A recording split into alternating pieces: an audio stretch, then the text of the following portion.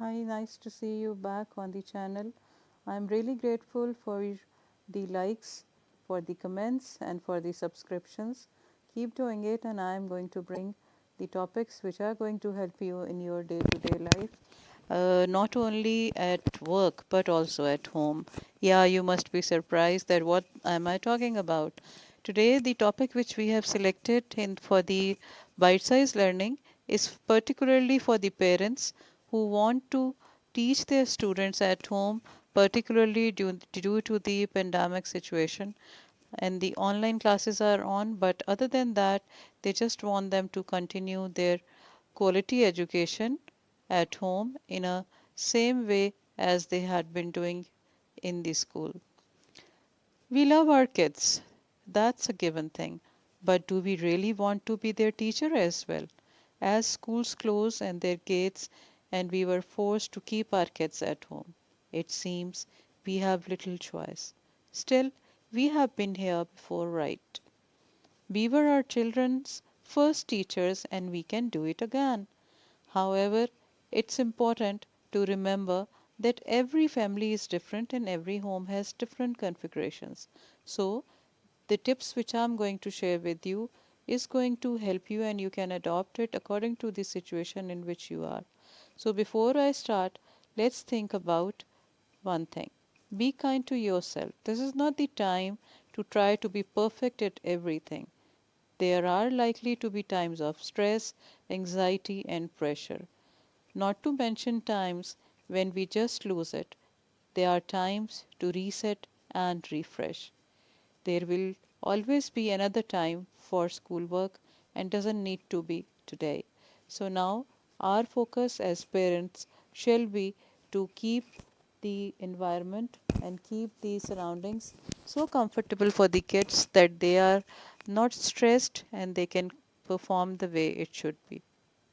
I can understand being a parent, you have got so much on your shoulders.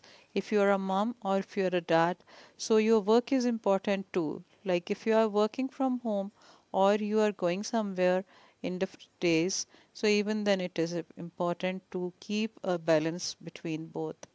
If you are required to work from home, you will need to prioritize your time and energy for that which is important for you. But make sure your employer is also aware of your parenting needs as well.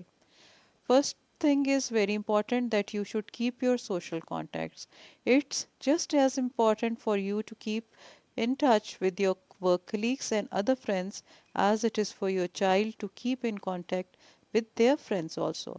So strap yourself in for teaching. It's going to be a wild ride, but it's probably going to be a great fun as well. Coming to the getting ready side, the first point is to set up a place for schoolwork. You need to isolate one specific place for the kids, which is going to help them and is going to ease their learning. This might be the corner of the dinner table, a desk in the study, or a table at any place which is comfortable for you to reach and the kid to enjoy. Ensure there is good lighting. If you are using a desk lamp, it should be positioned on the opposite side of the student's dominant hand. Second point is to gather materials that are going to be helpful. Stationery and other equipment are great fun to gather. Here are some suggestions for the things like whiteboards, calculators, marker pens, notebooks, sticky notes, a packet of index cards or writing keywords, timers, counters, keeping the materials you are gathered close to you so that the boxes which are reachable to the child, and they can also decorate the baskets, attractive boxes, bookshelf adjacent to the table where the kid is sitting.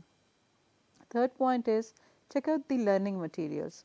Teachers will provide lesson details and will be able to guide you in the approaches to take. If you need to ask for more details or an explanation, don't hesitate. Just simply contact the teacher and try to find and make things easy for the kid. Number 4. Yep, it's the school day. When the day begins, some children may settle into a school routine if they follow their usual habits in the morning. For example, set up the time, wake up time, same breakfast which you used to be to serve them while they were going. to the school bathroom routine, extra attention on hand washing, and insist that they dress up as well in the school uniform. Point number 5 is we are in this together. Involve your child in planning the day and allow them to decide the order of their lessons. It's going to help you.